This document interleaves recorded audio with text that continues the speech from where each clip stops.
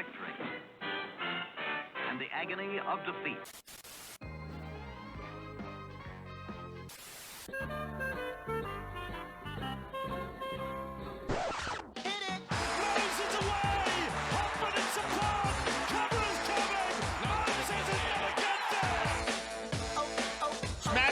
Great ball around the corner, Penasini. He beats them all. Junior Polar out wide, bumped away from Trindle. Sharks coming through. None of them can hold this. Hello, ladies and gentlemen. Welcome to another edition of the Tip Sheet Podcast. As always, I'm your host, John, also known as 4020. Joining me to preview, well, it is quite the mixed slate of rounds right now, but it is round 18 for the fellas through Jersey Flegg, New South Wales Cup, and of course the NRL. And it is round 4 in the women's Premiership down in Reggie's there, alongside round 1 of the NRLW. Yes, there is another team in the mix, another competition to be had. The NRLW launches in season 2026 this week, and the Parramatta Eels hosting the West Tigers. Going to be a big discussion point later in the podcast. Joining me to break down all things blue and gold this week is my good mate Sixties, the big fella, Craig himself.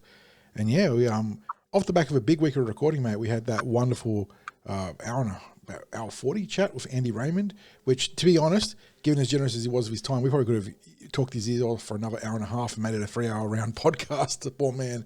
But what a great chat that was, mate. How that have you feeling after a big recording session on Monday? That was one of the most enjoyable podcasts I think we've done, John. We've had a number of messages from people about that, texts and DMs and the like. But I really would encourage people to have a watch, have a listen to that podcast. It's I know it's not specifically about Parramatta, but Andy's a passionate Parramatta supporter. We do talk about Parramatta. We talk about how he rates the early 80s team, the players from that era. We talk about not having a player from that time as an immortal. We ask him who he thinks the most talented, the toughest, the greatest ever Eel has been. So we do dive into Parramatta. We also cover a lot of rugby league itself. Is for example, the broadcasting, what he thinks of the broadcasting these days, the media, social media, rule that he's enjoyed being introduced, one that he'd toss out the window as soon as he could. All those sorts of things, plus, of course, the stars of yesterday and today that he's interviewed and his highlights from his podcast. So it really is a fascinating chat with Andy, and the sort of feedback that we've had is that it's like, people have said it's like they're part of a conversation that they're able to listen to down at the pub or whatever. So we appreciate that sort of feedback, and as I said, I really encourage people to have a listen to that. But John, we've got a massive preview that we have to do here because we've got all 5 grades that we cover. The Cumberland Throw is the only place where you're going to get all 5 grades previewed like we do, and that's just a fact.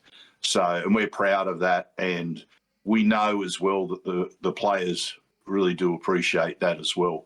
And we do that on behalf of Parramatta Leagues Club and Star Partners Real Estate, Auburn, Narelle and Parramatta. And just on Parramatta Leagues Club, we will be there on Sunday. Now, we're just negotiating a few things at the moment because it's also the players, it's the old boys' day, the players' reunion. There's a few things going on. I can only give you an approximate time that we'll be there and on because we're trying to get something special organised, and if not, then we might have a bit of a day where we're organising a guest on the day itself and grabbing someone from the reunion. So we'll see how we go there. But John, I guess without further ado, mate, we better jump in and have a bit of a look at each of these 5 games, starting off with the Jersey Flegg, which I note has just been moved back an hour. It was originally due to kick off at 4 p.m. Correct. At Kellyville. It's been moved back to 5 p.m., which actually does give people time to get from CommBank Stadium up to Kellyville. unfortunately, we will be doing our instant reaction podcast at the time that the Jersey Flegg is on, but it might open the door with the New South Wales Cup being moved back to 7 p.m. We'll see how we go about. And for those that want to watch an instant reaction podcast and the Jersey Flegg, you can always sneak a little side stream of Bar TV on the second monitor or on the phone while you're watching us. Hopefully debrief on the Parramatta upset victory over the Manly Seagulls in the NRL, but more on that game later, of course. But this is a big one for the Jersey Flegg, Craig. This is a significant, I suppose, switch up of approach in the way they've selected their roster this week. There's a big turnover in the backline. We've got a new halves pairing, which, to be fair to Jordan Rankin and the staff there is a player this week that has been selected that just hasn't been available all Jersey Flegg season between SG Ball and then, unfortunately, injuries. And that's Lincoln Fletcher. And I think that definitely changes the landscape for the team. So we go through from 1 to 17, or what is it this week? It's 1 to 18 because Mason Ong has the 1-8 in his back, not the 1-7. But we start at fullback. It's Nathan Howard, one of the SG Ball graduates there. He's coming into the team alongside a fellow SG Ball player in Lorima Rokosuka, who should be working that right sideline, Craig, because he is a right edge specialist on the flanks. Opposite of him will be Druzul Taula, who's been down the left edge for all the season, I think. So that does compute there for sure. In the centres, you've got another returning face in Dakota Kakoi. He'll partner Harley Walker in three-quarter line there. In the halves, we mentioned Lincoln Fletcher is back making his Flegg debut for the season. And is this his Flegg debut in general, Craig? It might be. I'm pretty sure that it is, John. Yeah. Did he play a game early in the season when No, there he was did. He did. There was a buy in the SG Ball. You're right. They came in and they won. Yeah, you're right about that. So this is not his Flegg debut. There you go. Good catch. But he's working alongside his partner in crime from the SG Ball in Cam Bambut. So it's a new look halves pairing, very talented halves pairing, of course. And then we know that Bambut's got the positional flexibility play between number 1 and number 6, and we're seeing him in the 6 this week, of course. Then we go to the front row. It's Salmaki, Jack Hudson, and Big Jordan Miller.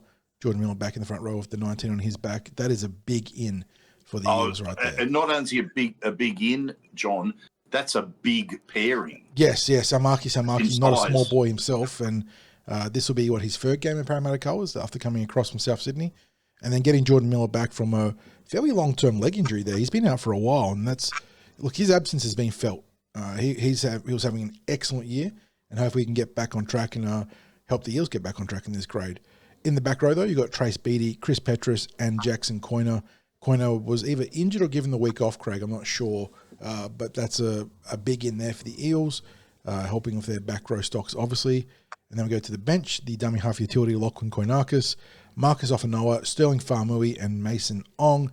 Wesley Tongamoa, the 20, he's got the 20 on his back, but the concussion substitute and a secondary sort of bench utility player there in case the Eels need to call on his services.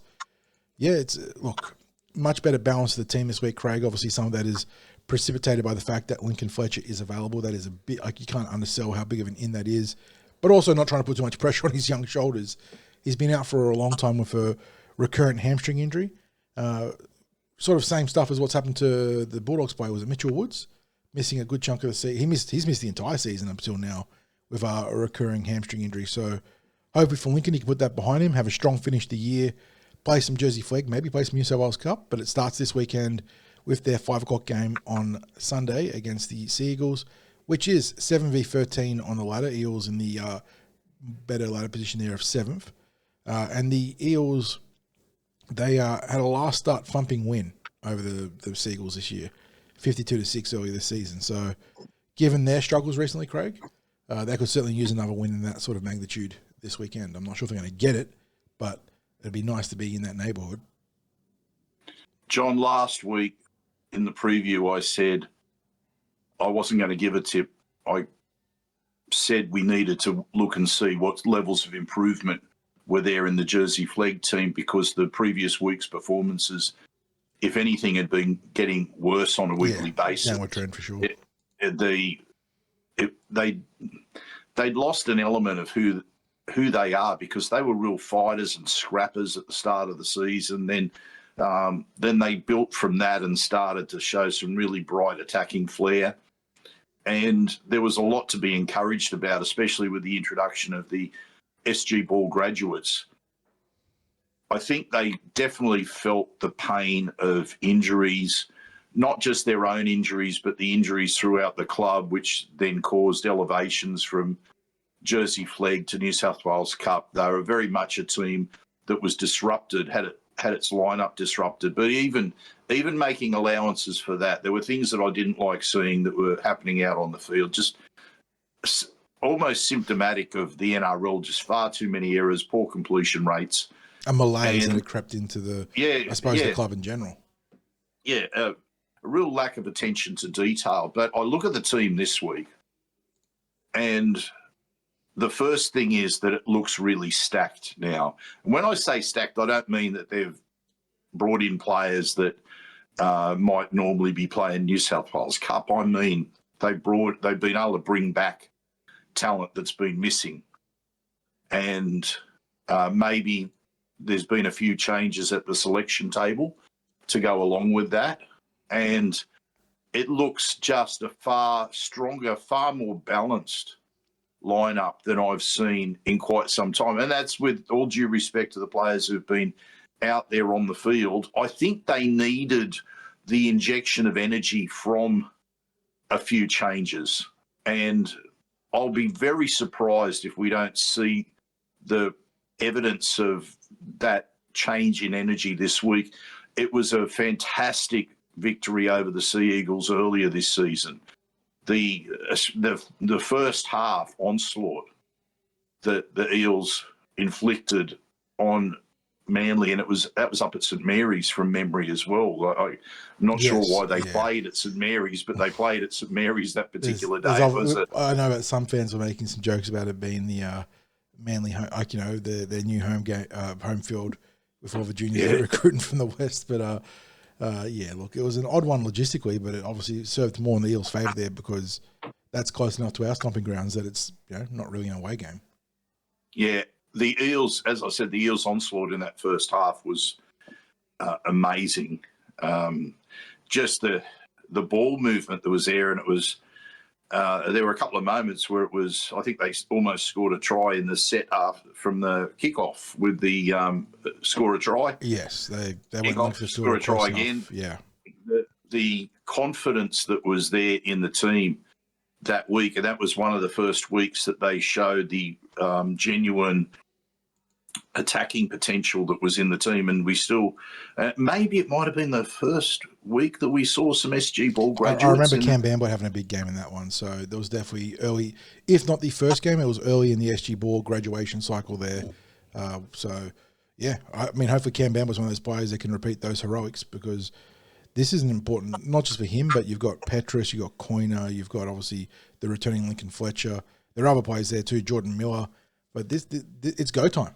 Like, not just for the Jersey Flegg competition where they're trying to get back into the finals contention, but we're talking, not when we say the leap of faith that we're talking about for the NRL, Craig, that doesn't include necessarily all these players, if any, because of that significant jump, but it could mean New South Wales Cup time. Like, it's go time. Like, let's put some tape on record and make the coaches start picking you for higher honours. Not only that, John, despite this horrendous run of form, they're only 2 points out of the 5. Yeah. Yep. So the season is very much not over. Very much not over. Like they can resurrect their season. We just want to win, but a good win will start to address some of what has happened on the differential in these last. Going from pretty much the best in the competition to midfield. Like, their points differential is still not bad, which is a reflection of. It feels like it's a different season, Craig, but it's a reminder that up until like the last month, they were playing really good football. Like, they were playing really good football. They were a legit contender for a long stretch, and they're just fallen into this funk, and they just need to snap out of it. And like you said, one win outside of that crucial top 5, top 6, top 5, top 5, top 6, top 5, top 5. Yeah, and all it takes is one good result to start that boulder rolling. I was about to say rolling, the boulder rolling once again. And like I said, there's also higher honours up for grabs, down the track as well. New South Wales Cup, and a chance to improve your prospects for season 2027. So there is a lot to play for this weekend. Yeah, and when we say improve your prospects for 2027, there's probably going to be 8 to 10 NRL spots in the full-time squad. And we know there's already some elevations with contracts that progress from being on a New South Wales Rugby League level contract for some of the players to top 30. into Dev, into top 30. So some of that's going on. But we know there's a long list of Eels full-time NRL and NRL top 30 spots that will be available for next year. So there's really a case to put forward for players that maybe haven't quite got to that level as yet in terms of their contract. So a lot to play for. I'm going to tip a win of at least 20 points here, John. I've gone from being pessimistic last week about the prospects and being proven true to be pessimistic in the performance that the Jersey Flegg put on to being really bullish about the prospects of a win this week. So you feeling similar? Yeah, I mean, this is a big injection of just energy. I think, like you said, maybe better selection, balance in the team. And some of it's been predicated by returning players. Lincoln Fletcher, Jordan Miller really headlining those two aspects of it. But I do like the back line. You know, Nathan Howart's a really reliable guy at the back. I think he's I know one of our good mates, Ham, has a big rap on Howard because of his reliable Swiss Army knife nature. You know, you just plug him across the back line, he will do a really good job across there. And Rokasuka's obviously an athletic, like, phenom. We've seen him do some ridiculous stuff down that right sideline in both Flegg last year and then now obviously SG Ball in general. So, yeah, I'm liking this team. Bambutt and Fletcher in the halves is big. And I know that, you know, we've got to sort of temper some expectations for Lincoln given that long-term layoff for the Hemis. But he is a class player, and I think that his presence will be big for this team just in terms of steering them around the park and putting them in the right places at the right time. So, yeah, I'm hoping that they can win and win well here. Well, that now takes us on to the New South Wales Women's Premiership game. So can you take us through the venue and the team, please, John? Okay, so we go to the reserve grade for the ladies, and this one also being played out at the Centre of Excellence, the 3 o'clock p.m. kickoff for this one. So we got the 3 o'clock, 5 o'clock, 7 o'clock slot, right, Craig, for the 3 games now? So, yeah. Look, if you don't want to get out the CommBank, there is a lot of value to be had at Kellyville on Sunday. And it's a pity, John, that this couldn't have been staged on Saturday. So that I agree. supporters could have a really full weekend of Eels football, because it's a great venue at Kellyville, and when you get 3 grades playing, well, you've got the first game that's going to take place in the late afternoon sun, but then you've got the next 2 games that will be taking place under lights. So you get the best of both worlds, experiencing the field there at afternoon and nighttime, and no doubt they'll have the canteen working overtime for the people that are up there. But it'd be nice to get like a really big crowd there, and maybe they still will if people migrate from the stadium up to Kellyville. It's probably about a 25 minute drive, depending on the traffic of that time of the day. But I'll tell you what might influence it is just the emotions of a win or a loss in the NRL. If there's a good win, people might get out there and say, I want more football. If there's an ugly loss, they'll be like, I'm done for the weekend. John, you know, we'd be there with bells on if the games were staged on a Saturday, but just that the conflict of times, that clash with it ruling out really the first 2 games for us. It's a shame, but as I said, you might still get people out there for the Jersey Flegg and New South Wales Cup straight after the NRL game. Maybe there's some people that might choose to go there as well. The part that I think is a real shame, John, is that the New South Wales Women's Premiership game is being staged at a time where, maybe some of the NRLW players might head there to get behind them, but they'll be doing their recovery and all that sort of stuff. And it's just a shame they won't have an audience because we're about to talk about it. That was a really entertaining and strong performance that they had against the Bulldogs last week. So I'll let you go over their lineup. Yeah, 5v9 in terms of standings. Parramatta Eels in 5th place coming into this week, like you said, off a last start victory against Canterbury Bulldogs. For the Tigers, they had a last start loss against the was it the Rabbitohs? Yeah, 32-14. So they are coming off a bit of a bad result there for them, and hopefully we can enforce a little bit more of a bad result on them in round 4. But for the Eels, we start at fullback as always. Ella Carlisle, who had a nice game against the Bulldogs, if the number 1 on her back. Ire Sevilla, who is a fullback by trade, on the wing now, coming through the pathways into reserve grade. She's on the flank opposite of a fellow pathways prospect in Freedom Crichton Rapati, who bagged a casual forfer against the Bulldogs. Unstoppable down that right wing last week. And certainly, I mean, Sevilla is certainly a player of the future as well, but Crichton Rapati now one to genuinely watch this season the way she's going. In the centres, we've got Jasmine Morrissey and Kiana Takarangi. Tess Staines moves into the halves to partner Aaliyah Sufan, another pathways prospect, coming through both Matthews and Gale for the Eels, and now stepping into reserve grade to take control of his team. In the front row, you've got Jess Kennedy, Ava Jones, and Rashay Farmasui. Big week for Ava Jones, Craig. Lane Morgan obviously sidelined with an orbital fracture and maybe would have been playing NRLW regardless, but she's going to get big minutes at dummy half this week, so good luck to you, Ava, and a chance to really make the job her own. In the back row, the talented pair of Fontaine Tafunga and Tia Matthews. Kylia Gray locking out a very young, very talented back row and forward pack there. And also Kylia, part of that NRLW squad as well, on the extended list this week, and we'll talk about that later, of course. On the interchange, Kate Fallon, Alana O'Loughlin, Josie Lenars, and Laura Kame. Extended roster, Tegan Long and Mitzi Cairns.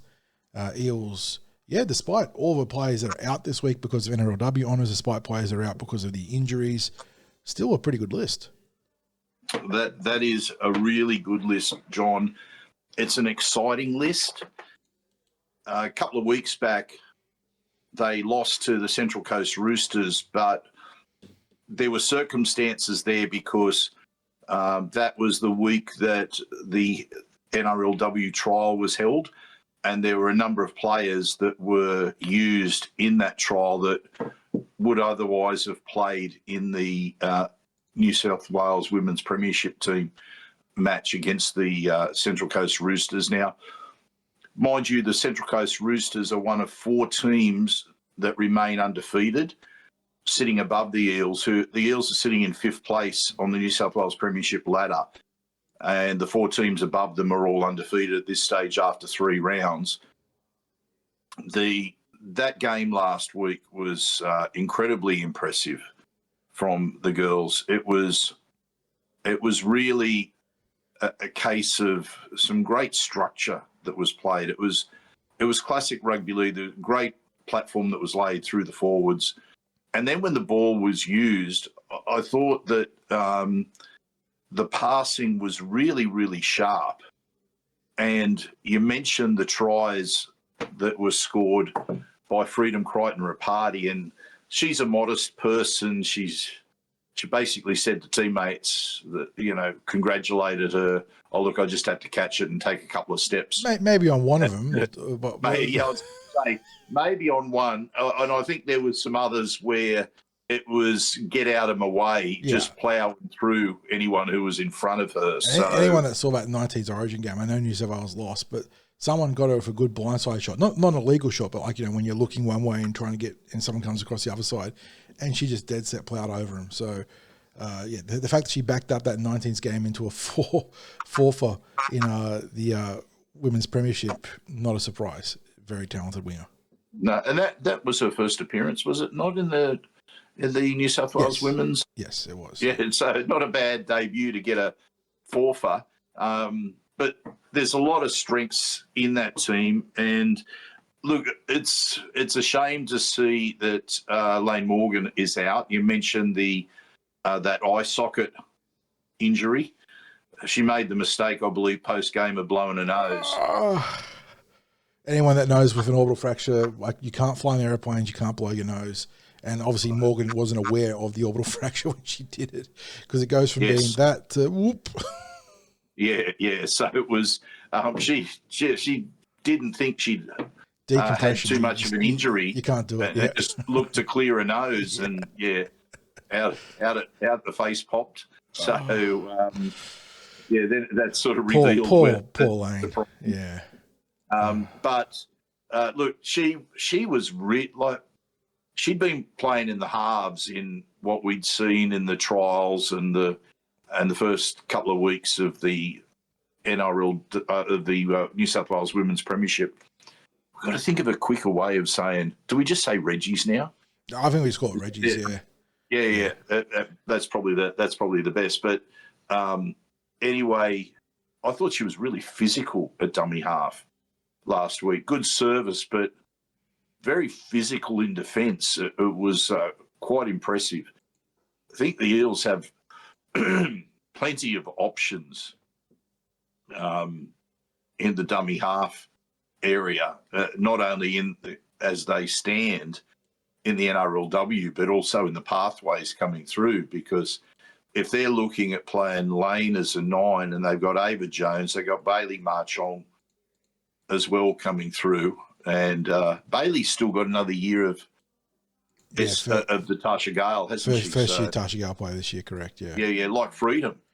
Like freedom. Yeah. So and like Fontaine Tafunga last year playing NRLW with still another year of eligibility of Tasha Gale. So anyway, as I said, it's a really exciting lineup. And when you look at the players that are graduates from the Tasha Gale either last year or this year, and you just know that production line is in full swing. Yep. I'm tipping that the Eels will win this. They'll win it probably by 10 to 16 points differential with it. Wish I was out there watching it, because I thoroughly enjoyed being there last week and being able to blog that performance too. So, John, anything you want to add to that? No, I mean, like I said, a lot of talent not available this week because of the launch of the NRLW and injuries and whatnot, and it's still a very solid team list. Still a lot of very talented young players there. Still some good seasoned campaigners in this grade. Carlisle, we got Takarangi, Tess Staines, Jess Kennedy. That's Rashay Farmasuli, although she's still pretty young, has been in this setup for a season a bit now for the Parramatta Eels, providing plenty of experience in the forward pack. So yeah, it's a well-rounded team. Got a lot of young talent that are, in terms of even this year, Craig, like there are some players to watch for higher honours moving forwards in the NRLW. Kylie Gray, obviously very close. She's a supplementary player, part of that extended list in round 1 against the West Tigers. I mean, how high can Freedom Crichton Rapati climb this year? If she's going to keep doing what she's been doing all season, then I don't know where you put the handbrake on for her development. So if you can, it's a very good watch, this game. It's a very good team to be following their journey for in season 2026, and I think there'll be some good times to be had. And John, just a player that doesn't get the headlines, but she's one that I thoroughly enjoy watching at this level, Ella Carlisle. She's not on an NRLW contract. She's not dev or supplementary. I'll be surprised if at some point she doesn't play NRLW somewhere, because she's got the speed factor. Mm-hmm. Like, she's a very, very fast player. She's got some good football smarts about her. And just when she chimes in from fullback to the backline, that pace that she's got creates headaches for opposition defence lines. If they don't slide properly, if they get engaged by whoever's fed the ball to her, she can be through that line so quickly, as she was last week and as she has been countless times in the past. I think from memory last year, there might have been a try that she scored was at length of the field. I just have it in my head that she would have scored. She scored plenty of mid-range tries. But I think there was at least one near length of the field try for sure. Yeah. So anyway, she's one to keep an eye on. I mean, anyone that listened to this corresponding podcast all through last year would have heard you waxing lyrical about her efforts in the then Harvey Norman Women's Premiership. And I agree. Not NRLW contracted. I'm not sure how that impacts her ability to be selected this year. Probably would need clearance at some point in terms of a roster spot later in the season. But it's hard not to think she is a player that will be playing first grade at some point. She is a talented fullback for sure. Yeah, when the NRLW next expands, it'll be interesting to see whether a new club picks her up from a depth perspective, whether the Eels, and it's really tough for the Eels because they've got Irene Surveyor, who's an incredibly talented player in her own right, coming through as a fullback. So it might end up that it squeezes Ella out, but I think Ella deserves a look from, if not from Parramatta, then from elsewhere, because you just don't get that level of pace in too many players. And she is lightly framed, but she's not the lightest framed. No, and look, Parramatta literally have the blueprint in saying that you don't need to have a giant fullback.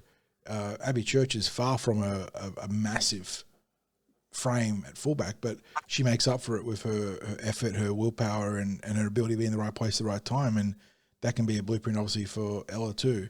But like you said, and this isn't a criticism of the Eels for all the other stuff we've been criticising them for. When you've got New South Wales fullback Abby Church there, and you've got Irene Sevilla also coming through, there's just one position and you're trying to juggle three players. And Sevilla's obviously not ready for NRLW just yet, but Ella's putting in her time. And if it's not at Parramatta, she certainly deserves a look in somewhere at some point as part of her journey as a footballer. Yeah, correct. So, John, I said before, I'm tipping a 10 to 16 point victory for the women there. Let's move on now to the New South Wales Rugby League New South Wales Cup for the men's Reggies. And they're part of that trio of games up there at Kellyville. They're a 7 p.m. kickoff on Sunday night. So back another hour as well. Yep, that part of that. Yeah. Entire docket of games being pushed back 1 hour. These two teams, obviously, given that the Flegg and the Cup share pretty identical schedules, they have met this year. One of Parramatta's handful of wins, 24-18 victory back on the 26th of April, near Anzac Day. That was Anzac Week, wasn't it, that one there? And the Eels, now this week, presenting a team that... Where is my team list button? There it is. Presenting a team that has some changes, and it's probably going to be even more subject to change depending on what happens in the NRL, because this game does take place after first grade. That 7 o'clock p.m. kickoff, obviously well after the NRL kickoff, Craig, which means that there is a reasonable chance that one or two players could be made available from that 6-man optional bench in first grade. So keep that in mind as we run through this team. But starting at fullback, you got Brad Avery on the wings. Young Devonte Vivella will be opposite of Richard Penasini. Siamani Leilui and Araz Namva, your centre pairing. In the halves, Lorenzo Talataina scheduled to partner with Arpa Twiddle. Front row, Rada Talangi making provisionally his first start in Cup, and that's an important milestone and something we can talk about for sure. He'll be working in the front row with Rawi Smith and Tony Mattajelli, Tyrese Lakini, Josiah Fenayuta, and Saxon Pryke, your back rowers from 11 to 13 respectively.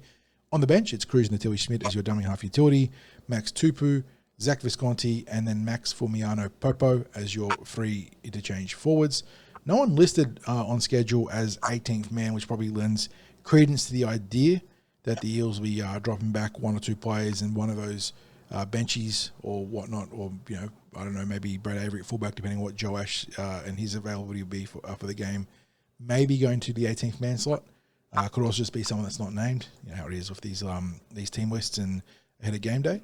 But that's how the Eels present ahead of the round 18 clash against the Seagulls. It is 12v14, so certainly not a one for the neutrals, I guess. This is one definitely for the rusted on Eels and Seagulls fans. But taking on the Seagulls, and who we got here? Josh Feldy, Aaron Shoup, Blake Wilson, Former Eels, Adis Mwanga Tutia. Joshua Alzham landed at Manly too. Haven't seen him for a bit. So there you go. A few former Eels there, Craig, which is no surprise with the Manly setup. They do love to poach an Eel free. Even in the reserves list. Yeah, you with got Bo Newlands there. Yeah, I saw him as well. Yeah. I wonder if Tyler Milrose related to Tony or one of his brothers. Yeah, that's not a bad shout. Because I think they might hail from over that way now. Just an interest because you've got Braith Alexander there, son of Greg Alexander. Yeah, yep. So it's an interesting lineup there, John, because you've got some players there as well. We saw the 5'8" on a Tony Large. Yeah, he's a very highly rated in the 19s Origin game. Tex Hoy's familiar from Newcastle. Fletcher Baker as well. So it's interesting. Blake Wilson, as you said, John, Aaron Shoup. They got a good sprinkling of NRL adjacent talent, as well as some great prospects like Onatoni Large. Obviously Zadis, we had a high rap on before he got poached. But like the Eels, they're languishing down the wrong end of the ladder, and we're not privy to the inner workings of what's been bogging down the Seagulls this year at reserve grade. But we know that it's a complex algorithm for teams, isn't it? As simple as rugby league is, there's just so many things that you juggle. And for the Eels, we've had obviously a lot of roster disruptions. There's been some genuine confidence issues. There's been execution problems. So you can apportion however much responsibility you want to each of those factors. But for the Eels, at least, that's where they've gone wrong. I don't know about Manly, but it does set up a really interesting clash here, because realistically, I don't think either team's going to feature in the finals at this point, Craig. Not to say that a good run for the Eels. They're four. They're 4 wins outside the top 5 right now. So you need to get hot and quick, which is not an impossibility in this grade. But right now, the focus needs to be on just getting that first win back. And I thought they made a good jump back towards the right side of the momentum stakes last week against Newcastle. I know that they bottled the game at the end. It was really unfortunate for them to concede 2 late tries in the 71st and 75th minute to the Knights and lose 26-22. But it was a vastly improved effort against the Novocastrians at Tamworth after a good month of just getting, to be brutally honest, reamed. They were getting absolutely destroyed, and they finally stuck it, to their opposition, got into the set for set stuff, and had put themselves in a position to win. And the way things are right now, and I know it's a low bar, but I was happy with that effort. I was really pleased with that effort, and it sucks that they cost themselves the game at the end. There was a somewhat fortuitous long-range try for Newcastle. They managed to barely get the ball in play, and then some brittle goal line defense as well at the end for the Manole Lua try.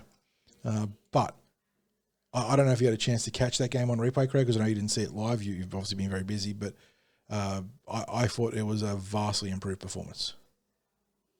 Yeah, that was Friday night, wasn't it? Yes, Friday, 7 o'clock, yeah.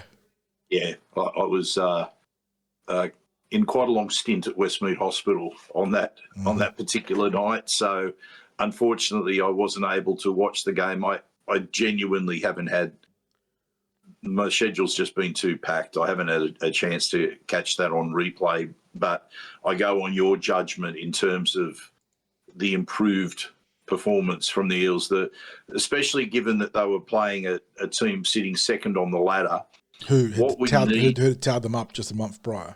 So I think that's the important qualifier there as well, is that they showed a genuine turnaround performance against a team that... But what we need, I was just going to say, John, what we need from them is it needs to be backed up, because... Yep. It's all very well to have a big effort in a vacuum and performance game once, because as it stands, it's once in about 5-6 weeks that they've been able to produce like that. It had just been a horrendous run of form prior to that. And again, it's like the Jersey Flegg. You acknowledge that there's an impact of injuries through the club, disruptions to the team, players in different positions to what they've prepared for the season. And it's almost the perfect storm for troubled performances. But we've been concerned about the malaise that had crept through the performances across the grades at the Eels. So if last week was that turnaround performance, it needs to be backed up this week. If it's backed up this week, it gives the first grade coaches a chance to go, okay, I've got a genuine option here to make change if the NRL players again perform like they did against South. And that's, again, a whole other story, a repeat of an effort against South. But as things were standing before then, they were going on a form line that had one really solid performance in the past 6 weeks or so from the New South Wales Cup team. Back it up into week-on-week performance, and you can start to get some choices that are there.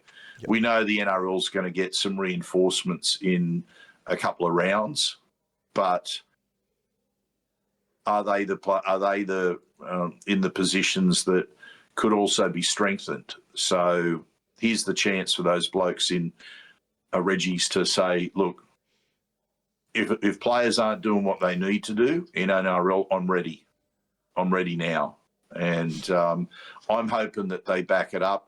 John, just like the Jersey Flegg, I'm buoyed by the fact that they had not just a good performance last up, but also that they got the win earlier in the season, and that their opponent has struggled just as much as what they have. Without the same level of confidence that I have in the Jersey Flegg, I'm prepared to tip an Eels. I couldn't tip an Eels win last week in New South Wales Cup. Again, I said it was the same. I had the same thought on that as I did with the Jersey Flegg. I didn't want to tip against them.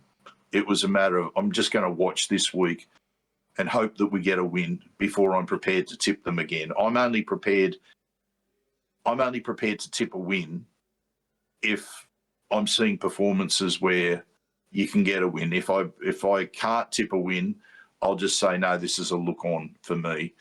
And this edges into I'm going to tip a win with this one. Yeah, I'm with you. I think that the improved performance against Newcastle is obviously a starting point, but it can't be an isolated effort. And I think having Manly on the docket this week helps because it's another team that is languishing down the wrong end of the ladder. But we've seen the Eels meet a couple of teams that were sort of in that neighbourhood in the last couple of weeks. Obviously, Newcastle, no, they were much higher, and they've also had their struggles. So this is like, show me what you got right now, I think, for me. Yeah, agreed. Okay, John, that now takes us to the opening round of the NRLW season, which is really, really exciting.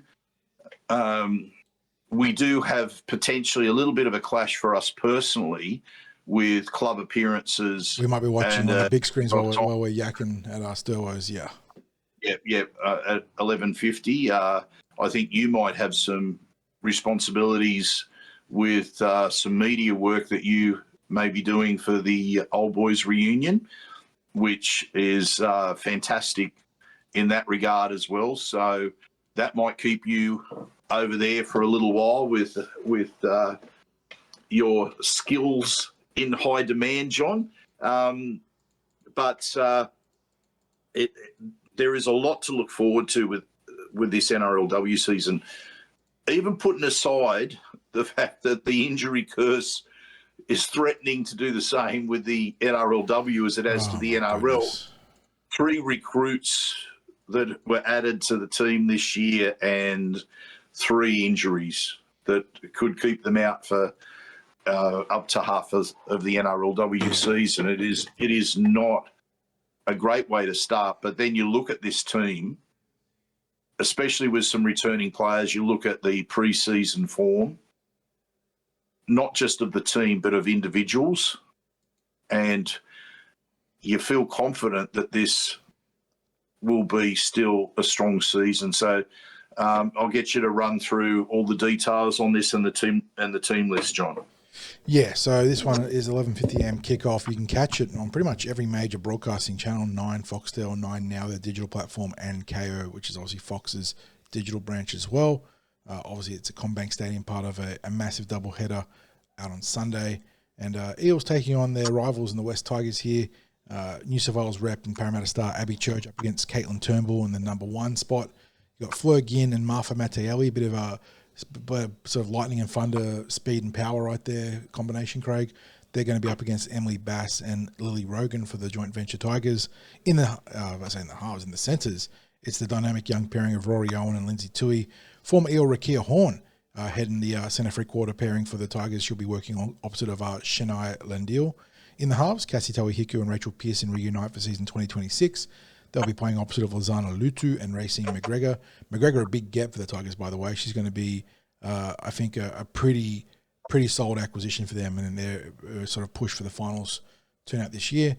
In the front row, we've got Elsie Albert, Ruben Cherrington, and Boss Kapua, Sarah Togatuki, Salman Now, and Shanice Monchau. Sorry if I got that wrong there, Shanice, but it looks like I'm going to pronounce it. In the front row, good to see Boss Kapua back, Craig. I'm hoping she can stay injury-free this year. A lot of talent to be tapped into there. And obviously Elsie Albert, the wrecking ball. Hopefully she can have a big season as well. And good to have Ruben back. Another one that, can we just keep her for a season, please, injury gods? Can you just give us a proper season of Ruben at dummy half? Now we go to the back row. For the Tigers, their captain, Kezzy Apps, leads the way there. She'll be on the edge opposite of Shaywee Bent. Holly Wheeler at lock forward for the Tigers. For the Eels, though, Chloe Jackson on one edge. Another back row captain in Mahalia Murphy, and then locking out the scrum for the Blue and Gold is Kennedy Charrington. We go to the interchanges, as always, Christian Pio, Tara Rinke, Faith Manira, and Nemo Gisa, sorry if I got that one wrong, on the bench for the Tigers. Tanika Todd Hunter, Tess McWilliams, Rosemary Beckett, and Riverly Arlaw there for the Blue and Gold. We talked about it on Team List Tuesday, Craig, but some young talent there, and obviously McWilliams and Arlaw in terms of pathways progressions, and obviously Beckett as well. Only consideration there is the double utility setup might leave the Eels a little bit skinny in the forward pack with Todd Hunter and Beckett, but we go to the extended roster where there could be some consideration for tinkering ahead of game day. For the Tigers, they've got Portia Burke, Brooke Talataina, Jataya Faifuu, Luciana Luamanu Leatawa, and then former Eel Tyler Amiatu. And then you got Zoe Faye, Fontaine Tafunga, Jasmine Morrissey, Kiana Takarangi, and Kylie Gray. Obviously, 5 of the Reggie's players listed there. So there are options there for Coach Steve Rajawas to tinker that bench setup with, but maybe he'll just run with the 2 utilities. Who knows? Running the main whistle is Casey Badger. Todd Smith's in the box for this game. And look, it's a good-looking team, even with the injuries, Craig. Obviously, it would have been nice to have Kiwi Joseph playing front row, I would guess there, maybe pushing Boss Kapoor to the bench. The way that they'll sort of shaping up their roster, and having Lane Morgan maybe to challenge Todd Hunter or Beckett for that utility role there certainly wouldn't have hurt either. But that's how the cookie has crumbled for the Eels. They start the season a few players on the injury list, and now need to find a way to win in a home game to start the season. Yeah, it's an opportunity to start the season in such a positive way. Also, I'm being drawn to play the Tigers. No disrespect to the Tigers, but they've had their struggles in their first seasons of NRLW. The Eels pack really impressed in the trial, John. Just the way that they took on and bashed the Bulldogs pack was just really impressive to watch. And you referenced Boss Kapua.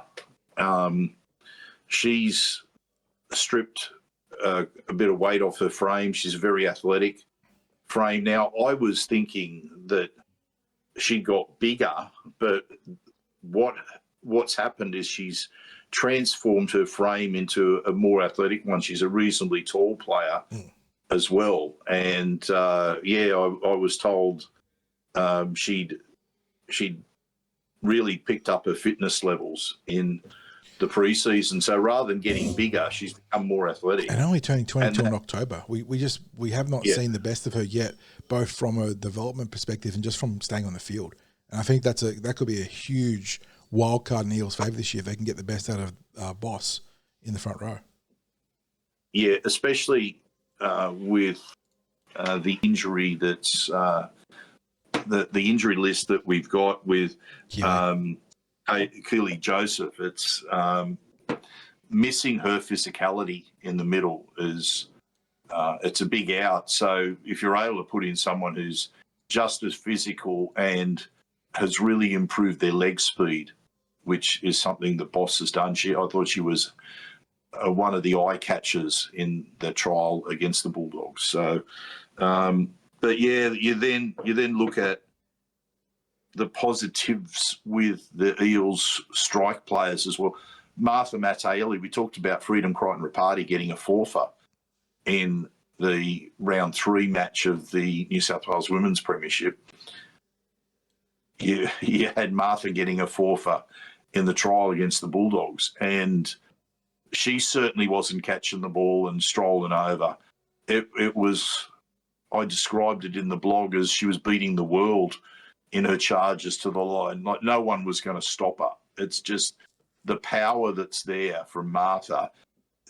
She's going to be one of those personality players, the one that when the ball gets out into their hands, that the crowd gets up on their feet because anything could happen with her. And not only that, she brings a lot of energy. So there's almost an element of her that's like the female version of the fox. She's just enjoys being in the group, being part of a team and playing rugby league. And she, of course, has that background in union, but has adapted so quickly to rugby league. So she's a big in. And then you look at, okay, we were without Rory Owen and Cassie Toihiku last year. So they're almost like new signings based on last year. So you look at this team and you go, oh, not too different to last year. And in fact, I think everyone that's there in this team was part of the squad last year. I don't think we haven't got any new players. The injury curse, yeah. Because of the injury curse, but because of returning players, and we're talking about let's hopefully having the Cherrington sisters for the full season as well. So with returning players, with players that have played Origin in the lead up to the season itself, and it's crazy talking about Origin as a lead-in to the season, but to have Abby Church and Rory Owen part of the Origin as well, you're bringing players in who have got the runs under the belt before the season started. You've got players that are returning to the team, and they're almost like new signings. You've got a couple of players in Tess McWilliams and Rivley Arlaw who we're going to find out how much they've grown across the season from last year to this year. Yeah. So, and when you've got players the like of Zali Faye and Fontaine Tafunga who can't get a start in that top 17, it tells you that there's some pretty good depth at the club, and that's not looking at all of those younger players that we talked about in the women's Reggie's team. So, John, I'm really buoyed. I'm so looking forward to this game. I know the players are really they're excited about this upcoming season. They've got genuine ambitions to make the mark this year. Not that there's not genuine ambitions every year, but I think there's an entitlement to feel that way this year. They've got a mantra about being physical too in their approach to the game. And I think they ticked off on a lot of Coach Steve Georgialis's KPIs in the trial. He set a number of KPIs that he was looking at. They ticked them off, and now it's time to execute in round one. Yep. I'm going to tip roughly a 12-point differential win in this one, still with respect to the Tigers, because when you're adding Racine McGregor, a lot of experience to your team, a lot of experience, and in the right sort of position to get a quality player too in the halves. So I think she's going to give the Eels plenty to think about. One thing I'm really keen to see, just from a meta perspective here, Craig, is, and I'll give my tips to the Eels shortly, but there's obviously a clear delineation between the NRL and the NRLW and how it's officiated. And if anything, we've seen a lot of fans gravitate to the NRLW because it's not old school, but it's just more, sort of post-2000 type football, where it's, strong fundamentals, not too much rest around the ruck, but more presently, are we going to introduce the rot of the six again to the scale that we've seen in the NRL to the NRLW this year? Is that in the rules? Yeah, that's what I'm saying. The NRL? Because of that delineation, I don't think that they do have the six again right. So, is that going to elevate the product even higher this year in the estimation of the neutral fan? Because it is just rugby league as we've grown to know and love, as opposed to the touch football type stuff we've got right now in the men's. My thought would be, John, and I can't answer off the top of my head whether the six again is part of the NRLW. I suspect it's not. No, I don't think it's full on the reason for mine would be they're not full-time footballers, and the demands physically, aerobically, that's there for the men's players to adjust to defending multiple sets one after the other without a break. I think it would be unfair on. No, I agree from that aspect. But even last year, I think you started to see an emerging trend of among the fandom, among neutrals, regardless of your club affiliation, that the product in the NRLW might be, well, obviously, the men are more physically gifted because they're full-time athletes and all the other stuff that goes into that. That the product in the NRLW might be more preferred because it adheres to more classical rugby league rigors. With the it does, John. Where the NRLW has to be very careful is the dominance that. Yeah, the super teams. Yeah, exactly. That's the Broncos and the Roosters. Yeah, the Knights had been right up there, but they lost some players.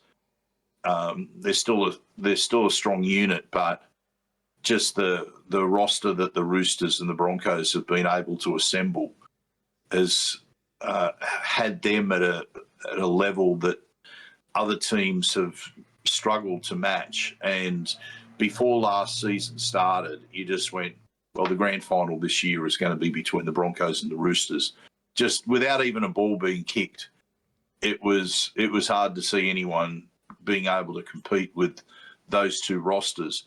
I think, well, I'm hoping that that's not going to be as much the case this season, but those two teams are still exceptionally strong. And if I had a criticism about the NRLW is that I think there's a few loopholes with their salary cap and clubs that have been able to maybe exploit those scenarios, allowances and clauses. Various allowances, the living away from home, relocation. I think employment. There's been ways that a couple of clubs have been able to assemble their roster where they've been able to make use legally, completely legally. Then there's nothing. I'm not making any suggestion. It's not cap cheating. It's like other than they found. Yeah, operating within like the legal grey lines of the. Absolutely. They've been able to utilise according to the rules. They've been able to utilise the rules to benefit themselves. So is exploit a strong word or the right word to use in describing it? I think maybe, but they haven't done anything wrong in doing so. And in being like that, I think they set a standard for other clubs to follow in roster assembly. Like if you want to be competing for the Premiership, then you need to follow the lead of clubs that do it well. And in all aspects of the game, whether it be in pathways development or the way that a senior roster is assembled, the way that players are utilised in opportunities away from the field. Anyway, that's maybe a talk for another day. As I said, I'm going to look at a 12-point differential win for the Eels in this, John. Yeah, I mean, 12 points is a good win. I might be a little bit greedy and want more, but I think anything that's in the double-digit vicinity is obviously a great start. The West Tigers, like you said, Craig, they're not an outright contender on paper, but I think they've improved year on year and will probably be fringe finals challenges, maybe. So the Eels will want to get this one done and bank a good win. I think first try scorer is probably going to be Marfa Mattielli. Nothing exotic there for me. Best on field. Oh, that's an interesting one, isn't it? Best on field. Is there an exotic option there for the Eels? I don't know. I feel like one of the front rowers, maybe Craig. We talked about the emphasis on physicality, and you if you want to be what you say you want to be in terms of that physicality, then it's got to start in the middle, right? So I think Albert or Kapua, maybe Kennedy. I know it's a bit of a cheat to have three players thrown out there for best on field, but I think one of them is going to be a real tone setter if the Eels are to win and win well. Like you, John, I think it's going to be one of the tone setters. However, because you've said those three players and you've cheated, you've exploited the TCT rules in doing so, I'm going to steer away from them because I was going to nominate one of those players myself. So I'm going to go for Cassie Toihiku. She was a star in the trial. She's come back ultra strong, ultra confident. I think she seems very quiet and shy if you ever get a chance to speak to her away from the field. But I'm assured by Georgie that she's anything but quiet and shy within the group, and especially she's got a confidence about her. And then out on the field, he said she talks really, really well in guiding the players around her. So I'll go for Cassie as my potential best on field. First try scorer, Ruben Cherrington to sneak one. I think from memory, she snuck. It was one of the early tries in the trial, if not the first try. If those middles are going to be dominant, then she'll have the opportunity for a cheeky little dart. Yeah, for sure. Yeah, and of course she's got that capacity later on to move into another forward role. Well, I imagine if they're going to run two utilities, they're going to be leaning on Ruben to play a small ball lock forward for sure. Yeah, absolutely. And as for the final score, I said a 12-point differential. So let's go 28-16 to the Eels. Yep, nice. All right. That now takes us to the main event, the Eels against the Sea Eagles at CommBank, kicking off at 2 p.m. Yeah, Eels in 15th position coming up against the 6th place Sea Eagles. Last start lost the Eels in an unfortunate one against South Sydney, where we saw the, I suppose, breaking point for a lot of fans. We talked about that in depth on Tuesday, didn't we, Craig? About what that game and what that loss meant for a lot of the fandom. But coming up against the Sea Eagles, obviously one of their traditional rivals and sister clubs, much maligned sister club against the two of them. There's a bit of a rivalry there, one might say. But Manly, obviously one of the big surges ever since sending Seabold to the scrap heap and then bringing in Kieran Foran. Although, I know their last start winners, Craig, but there was a little wobble against the Bulldogs the week before. So maybe something there. But the two teams, as always, going position for position, club for club. We start at fullback, Isaiah Yongi up against Tom Tebojevic, one of the two co-captains to have the C next to their name. I think he and Jake share the responsibilities. Brian Kelly and Josh Adokar unchanged on the wings for the Eels. They're up against the speedster Jason Saab and Lehigh Hopewadi. In the centres, Clayton Fa'alolo and Ruben Garrick go 3 and 4 for the Seagulls. Jordan Samrani and Sean Russell there for the Eels on the opposite side of the ledger. Ronald Volkman and Jonah Pezzett going to work together in the halves this week. Obviously, no Mitchell Moses due to state of origin.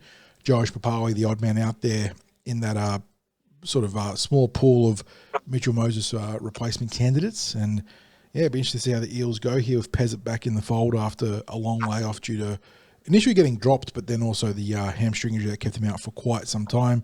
Up against rising prospect Joey Walsh, who comes in for the injured Luke Brooks, who did his ACL, unfortunately. He'll be working with Jamal Fogarty in the halves. Then we go to the front row.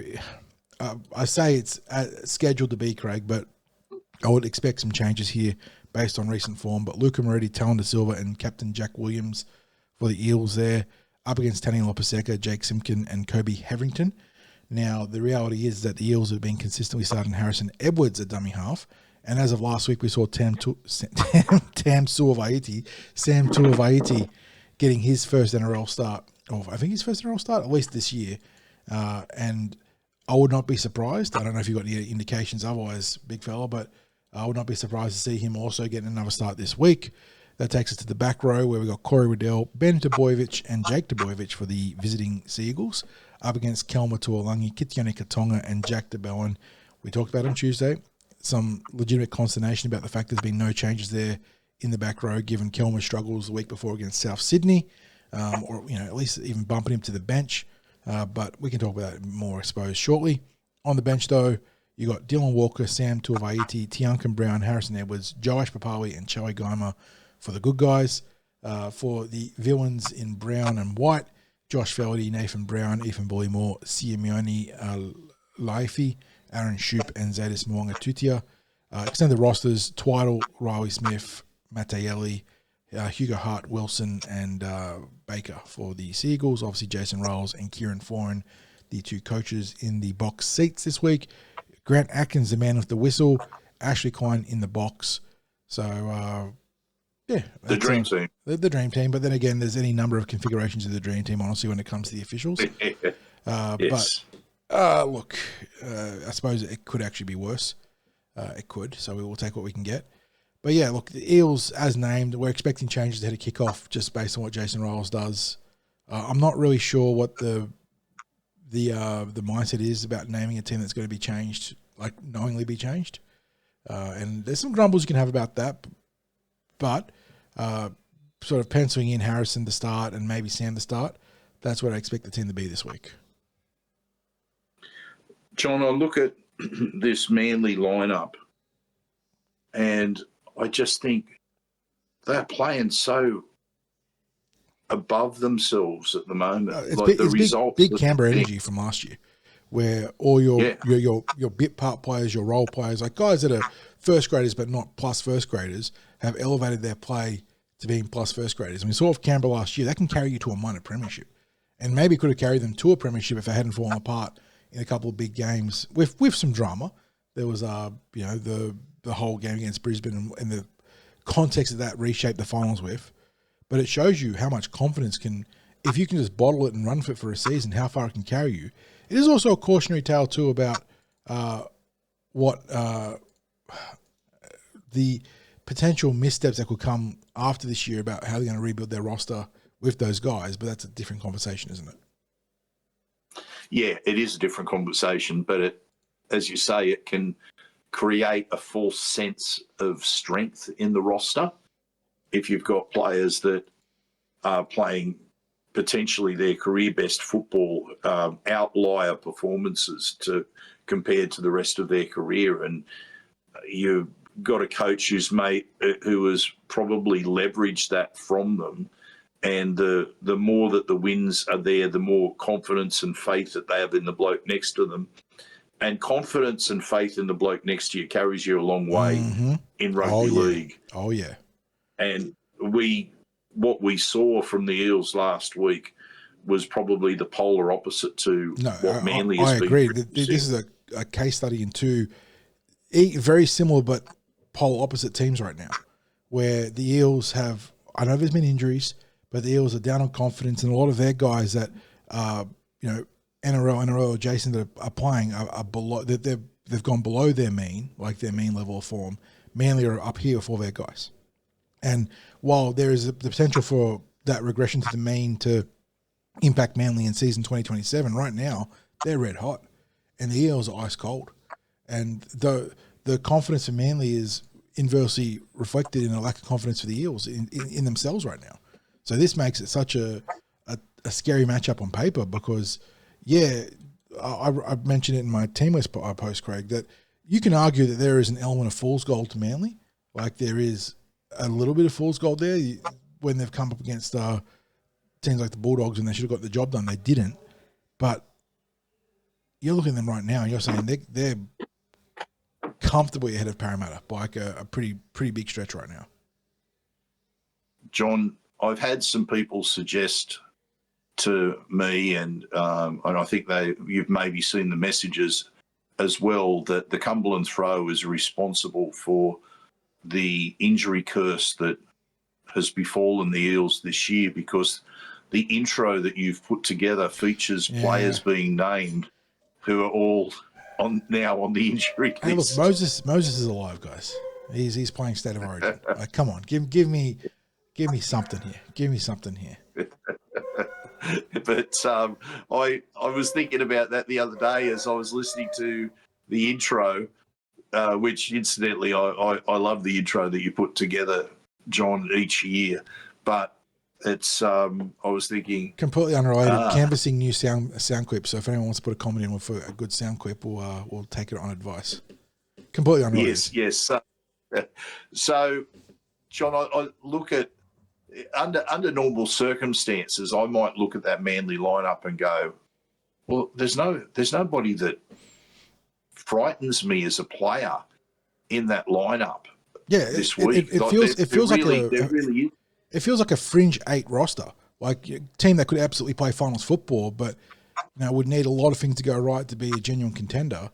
Well, we're in the timeline where a lot of things are going right. Like they've put together a lot of stuff. So, conversely, there is what does worry me is the fact that you've got a team like Manly who are literally on fire with their form. You've got an Eels team that is the opposite, to the extent that I don't think we haven't come up against a team that's on fire like Manly is on fire in a long stretch of games where we've struggled against teams that have arguably put in some of their worst form against the Eels and still come up victorious. That South Sydney performance last week, they did not win the game. The Eels self-destructed against Manly. It was a lesson in how to destroy your own chances in a game. So, John, I look at that and I go, individually, I could find reasons why Parramatta should have belief in winning this. Collectively, what we produced last week was, and we've been heading towards that. Let's be honest, that we can talk about. They've been balanced. They've been balanced on a knife's edge. But effort's, I got to come back. Effort is non-negotiable. Yeah.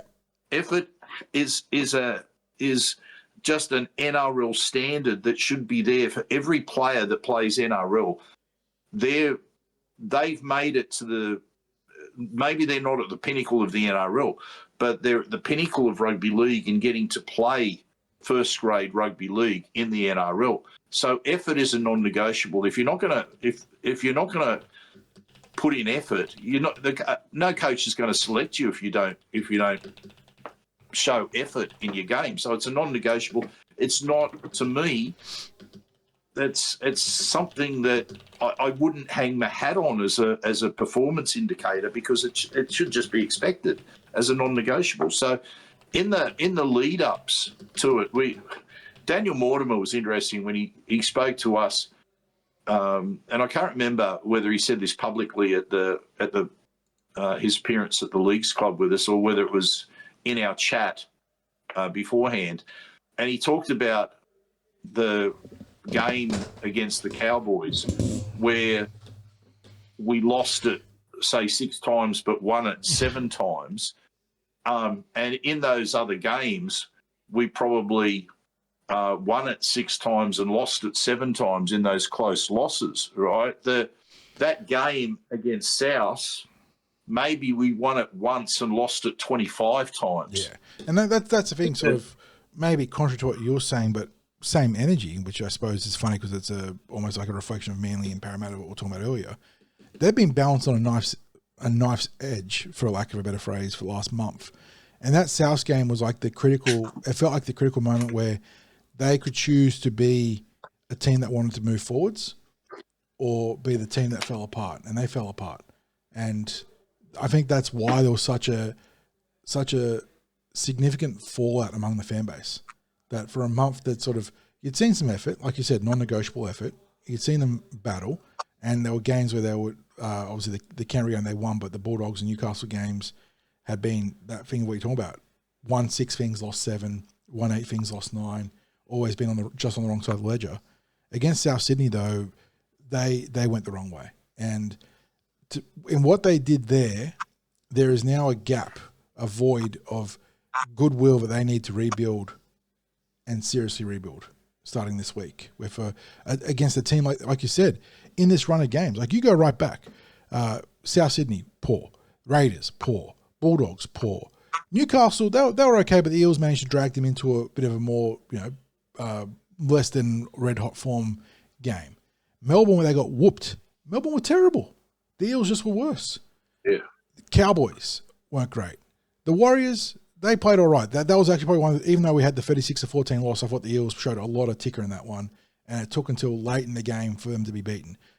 You go all the way back to that first Manly game now. That is how far back that the Eels sort of run of opposition has been. And you can talk about maybe the Eels inducing some bad form or poor play of opposition by having some effort areas here and there. But the reality is that the Eels have played some teams at the right time, even if it's some upstart teams like Newcastle that have been not within projections for being one of the better teams this year, but have clearly separated themselves from the pack. They've had these poor games, like poor opposition games, and they've still struggled. Yeah. So, John, looking at it from that perspective, the last week there was so much for the Eels to play for.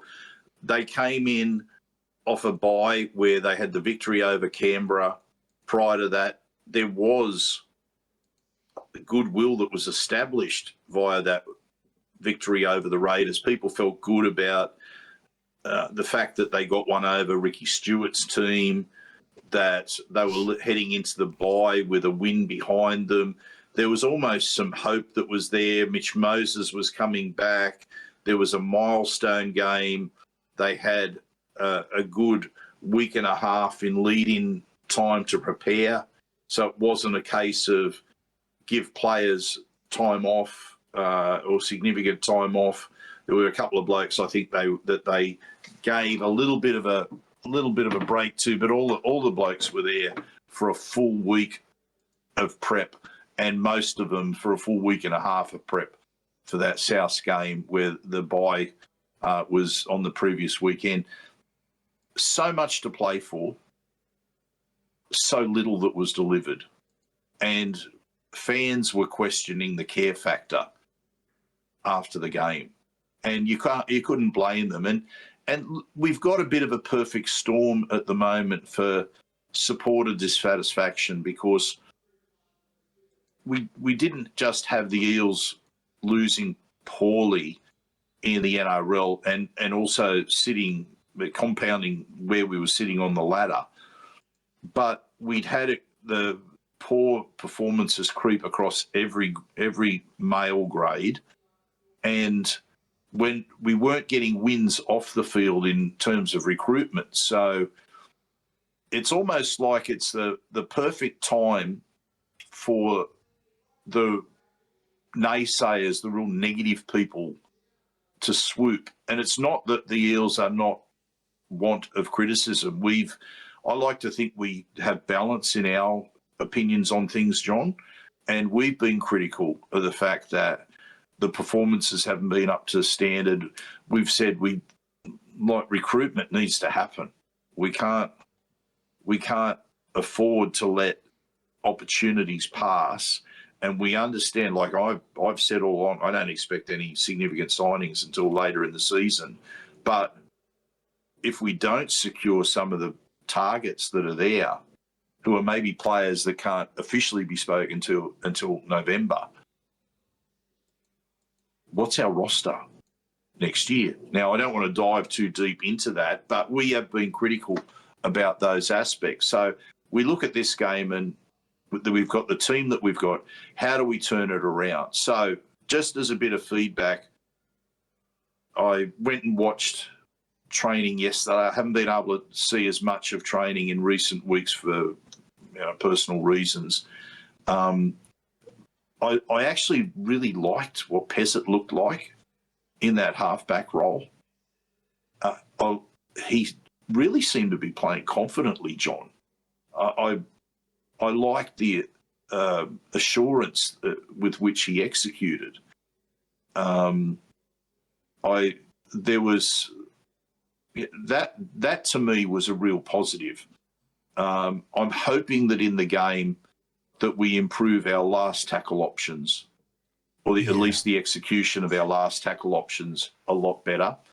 I'd like to think that we will come up with ways that we solve the defensive issues on the edge, especially on our right edge in defence, because that was the Souths eviscerated the Eels' defence on that side by doing very, very little.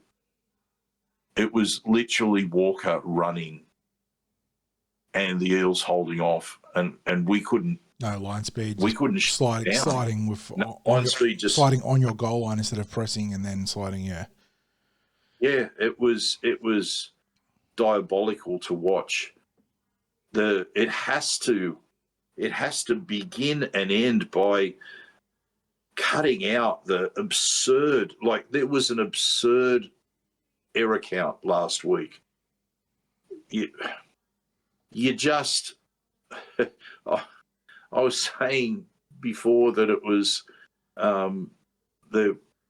that game that I watched early in the season where the Cowboys completed at 40-something% in the first half of the game. I think it was against Manly, to be honest. Like, they were diabolical. And I thought to myself, I don't know if I've ever seen a team complete worse than that in a half of football. Well, Parramatta went, hang on, hold my beer.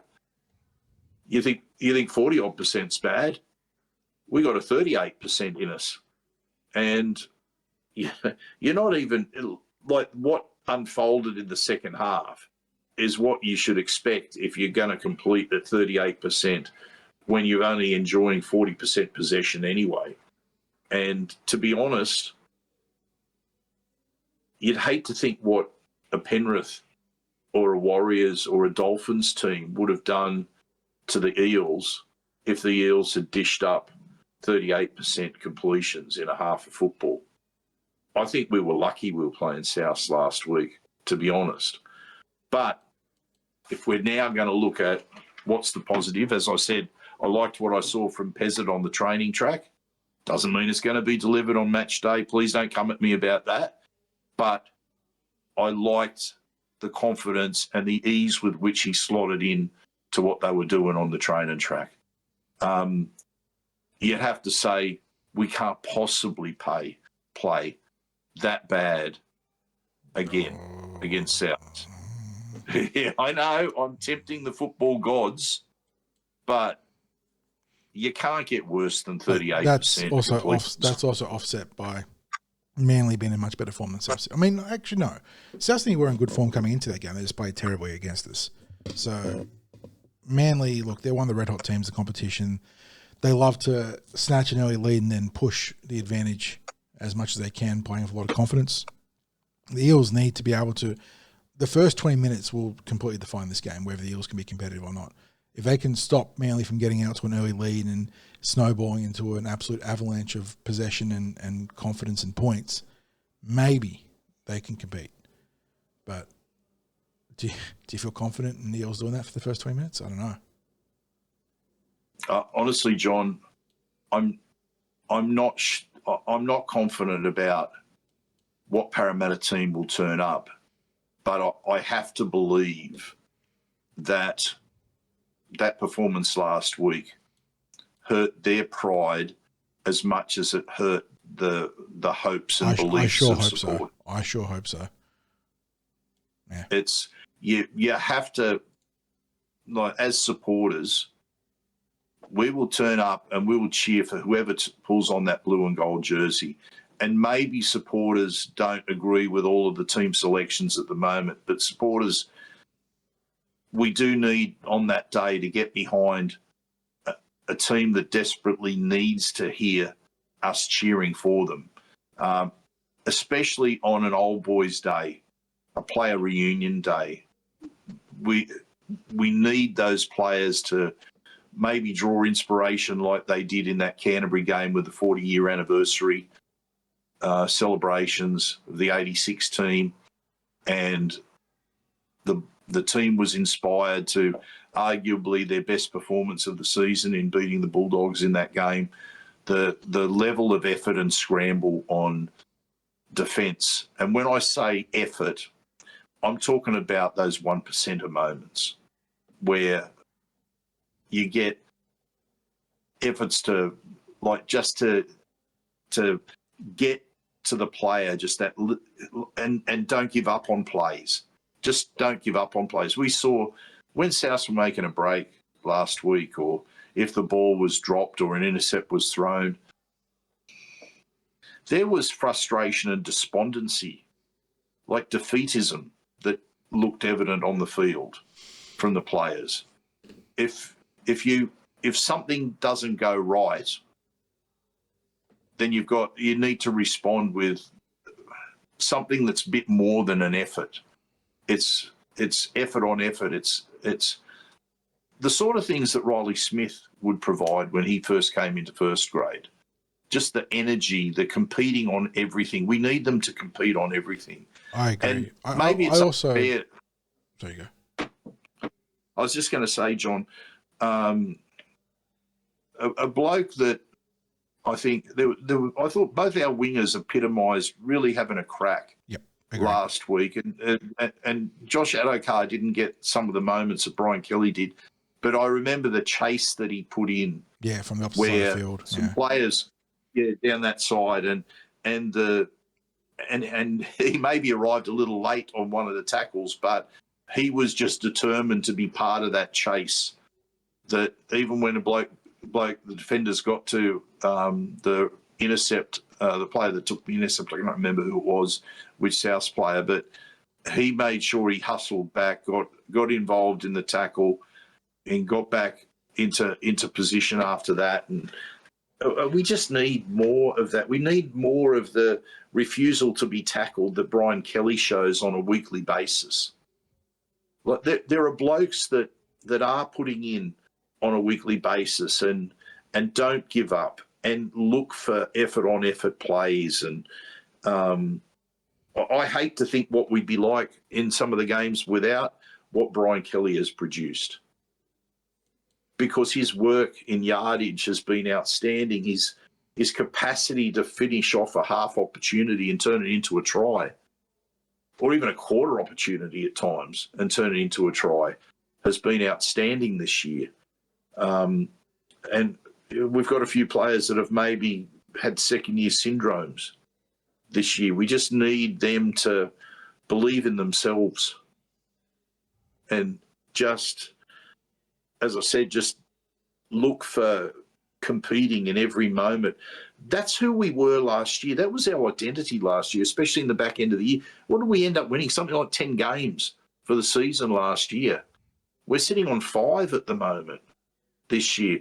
The chances of getting 10 wins this season are remote unless the team just finds that competitiveness that they had last year.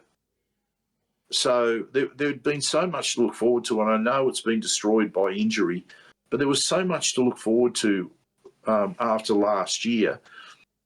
And sometimes I think, look, find the competitiveness, find the hunger, whatever it is you have to find, boys. Just, we know, the supporters know that they're up against it with some key outs and the level of injuries that there's been this season, but we just need the team to compete.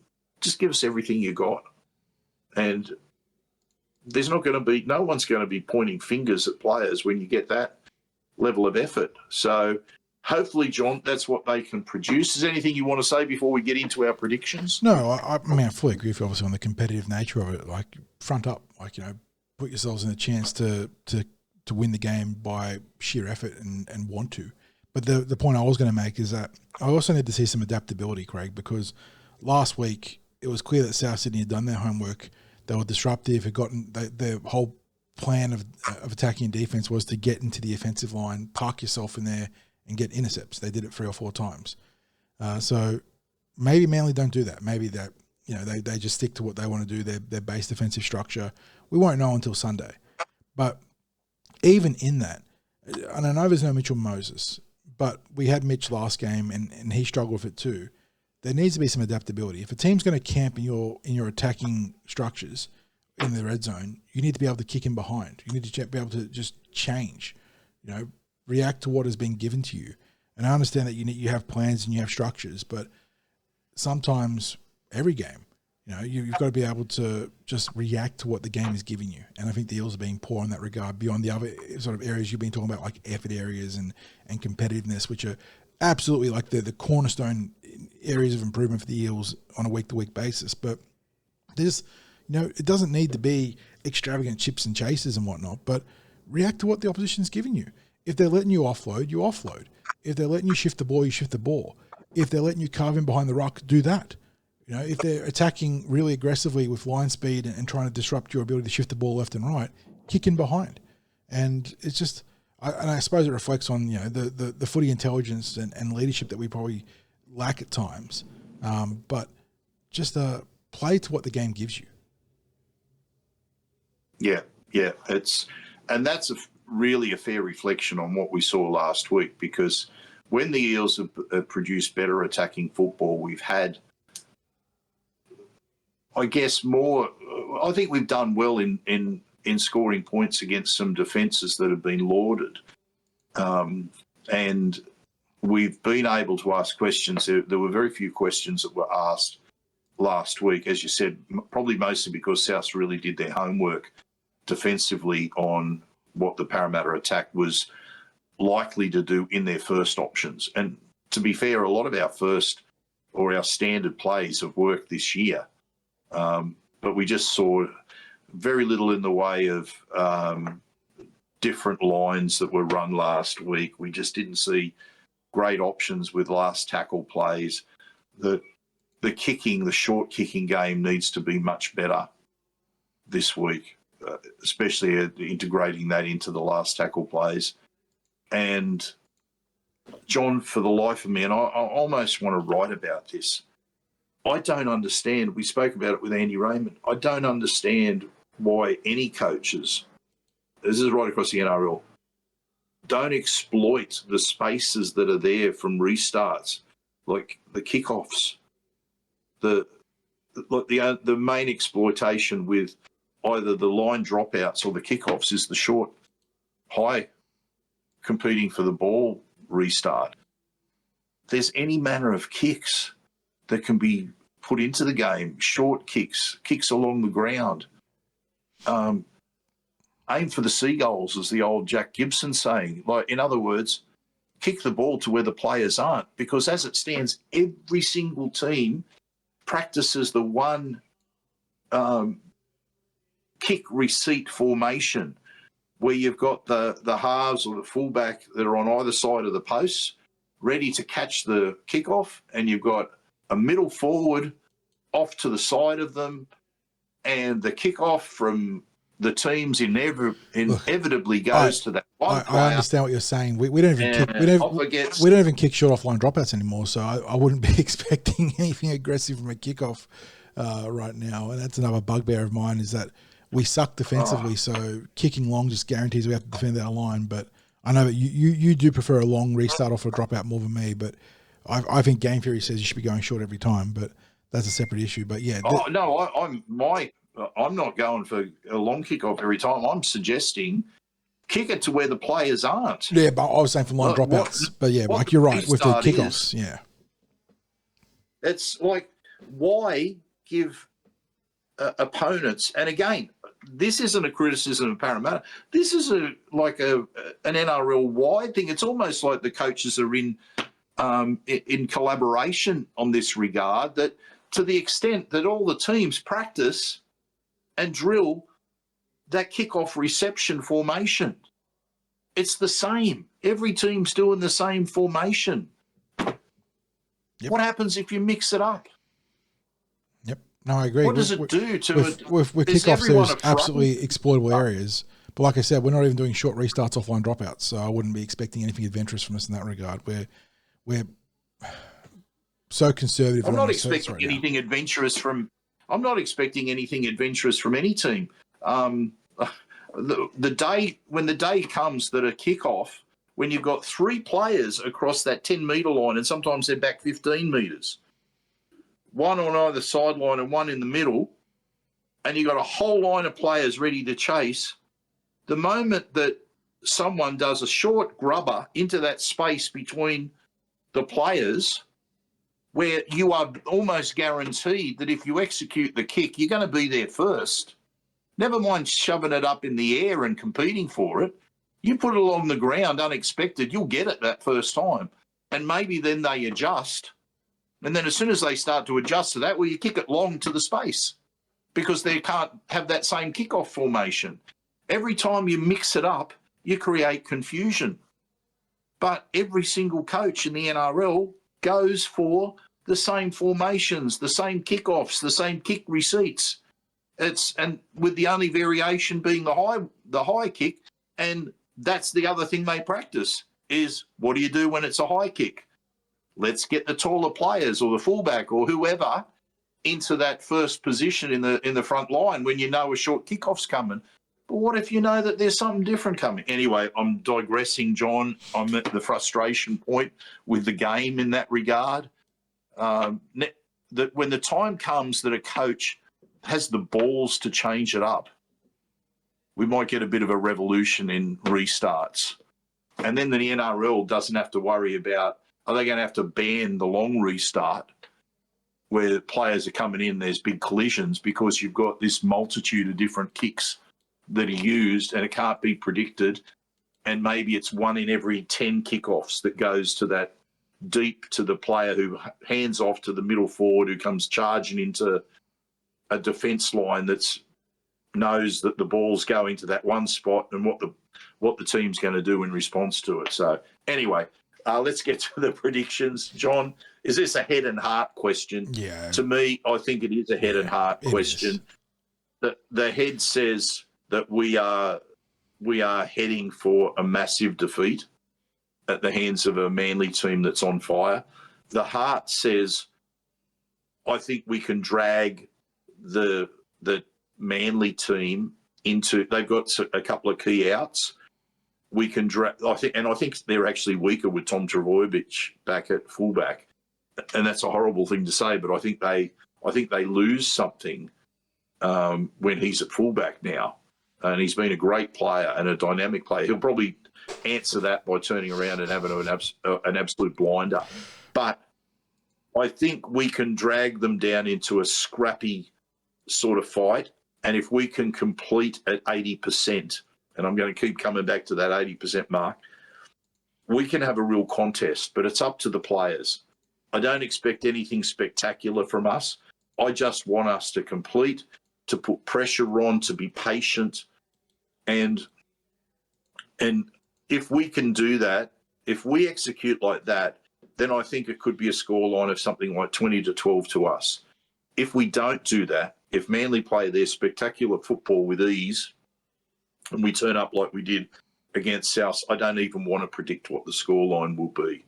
Now, if we perform like that, then I'm going to predict a best on field to be Jack Williams and a first try scorer to be, I'll go with Sean Russell, something out wide and not the obvious of a Brian Kelly or the Fox. Okay, over to you, mate. Yeah, look, if you're being brutally honest, Manly likely to win by 13 plus and really pushing into that 13 plus aspect of it. But we live in eternal hope. And, we're long-suffering fans for a reason. We can persevere through our predictions and on-field struggles and still hope for a win. So I'm going to get real weird with it. Parramatta Eels to win 25-24 in Golden Point. Jonah Pezzett doinks in a field goal off the left upright, and it's good. Eels to have their first try via the Ibis, Jordan Samrani, best on field in a Golden Point 1-point win. Go with Pezzett. Go with Pezzett if he's going to nail a field goal. Yeah, I mean, we would need a great effort from the half to win.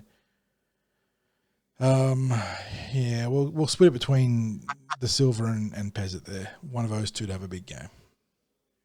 You're cheating. You're exploiting the social media. If you're not cheating, you're not trying. That's what the old adage goes with our sports. And, if the Eels are going to do things by the book, maybe we have to cheat to give them the juice they need to get over the line. Because clearly, the influence we have by cheating for our tips is the difference between the Eels winning and losing, clearly. Well, John, look, thank you for your flexibility with our recordings. Not just today, but every time we're recording lately, it just seems that I'm asking you, can you make yourself available at this time, at that time? So appreciate that, mate. Appreciate everyone listening to us. Please, please, please give the Andy Raymond podcast with us a listen. You won't regret it. You're really going to enjoy it. I think it stands as some of our finest podcasting work. And I know, podcasting work's not exactly a high bar, but I thought it was a great chat. I think, Andy, such a stalwart of the media, across boxing, rugby league, motorsports. He brings up a great story about, his finest work in journalism being part of the Superbikes. It's a great chat. I mean, it's a really good chat. We asked Andy to park any modesty in talking about himself as well. So we do put that out there that we said, look, in some of these, we want you to put modesty aside and just tell us, what are you proud about? What's been a highlight with this or that? So, it's a great chat. So thank you to everyone for listening to this preview podcast or watching it. We appreciate your support. We appreciate the feedback that you give us. We look forward to seeing you at Parramatta Leagues Club on Sunday before the big game. We'll get it out on our socials about the times and potential guests that we may have there, but we will definitely be there. Even if it's just one of us, John, if you're in there with up there snapping away at the reunion, yes. Yeah, so you'll get the better look. You'll get the better half of TCT at the very minimum in Sterlos. So fans got that going for them. I thought you were going to say up in Jack. No. I'm realistic about the way that the balance is here. I know what the fans are here for. Mate, you've been a bit far too modest there. Thanks to our sponsors, Parramatta Leagues Club, as we just mentioned, and of course, star partners, Real Estate, Auburn, Narellan, and Parramatta. It's a preview, so we're going to be positive, and we're going to finish off with the usual. Go you mighty Eels, Para proud.